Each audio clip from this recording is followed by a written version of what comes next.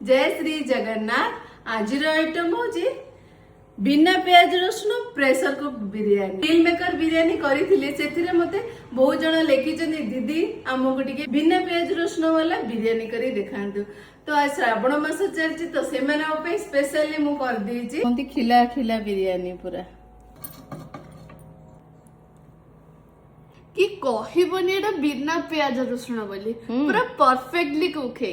प्रथमे आमे बिरियानी चावल को गोटे ग्लास चावल को पानी रे बतुरे देछि आधा घंटा पे। परिबा गुडी को मु सब काटी देछि जेमति फूलकोबी बीन्स गाजर आलू मिल मेकर टिके बतुरे देथिली। एबे आमे प्रेशर कुकर रे किछि तेल पकेबा आलू गुडी को टिके भाजी दबा पनीर गुडी को टिके फ्राई कर दबा हल्का। हाफ कप गरम क्षीर रे मु टिके केसर गुड़ा बतुरे देछि। ग्राइंडर रे खंडे अदा गोटे टमाटो कंचा लंका आ किछि धनिया पत्र और पुदीना पत्र को बाटी दबा हे गेला। जमा पानी देबेनी से टमाटो रे ही बाटी हे ग्राइंड करथिले सेटा पकेबा गोटे बाउल रे। देन गोटे कप दही पकेबा जीरा गुंड धनिया गुंड लूण हल्दी और कश्मीरी रेड चिली पाउडर पकेबा से मिक्स कर दबा। देन ए परिबा गुडा सब आदरे पकेकी गोळे दबा। ए सबू को आमे भल से मिक्स कर देले।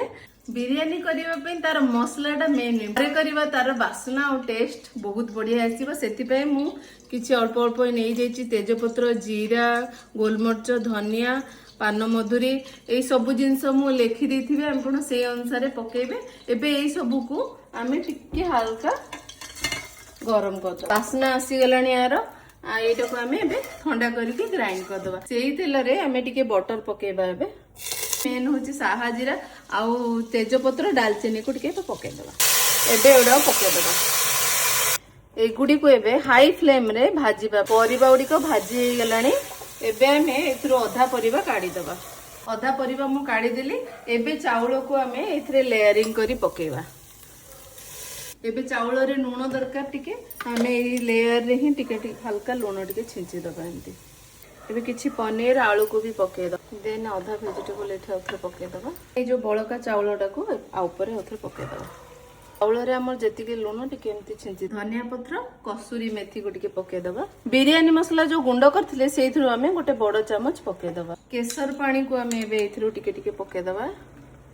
केसर आ केवड़ा एटा ऑप्शनल। गुआ घी टिके मस्ट पकेबे। मु गोटे ग्लास चावल नैछि सेति पे गोटे ग्लास आउ हाफ पानी पके करी मु पानी पके दोछि। एंती हमें कवर कर देले आकु हमें दुईटा व्हिसिल मार दबा हाई फ्लेम रे। देन बंद कर दबा। प्रेशर पूरा एडा रिलीज हे गलानी। देन एबे काढीबा भल से मिक्स कर दबा।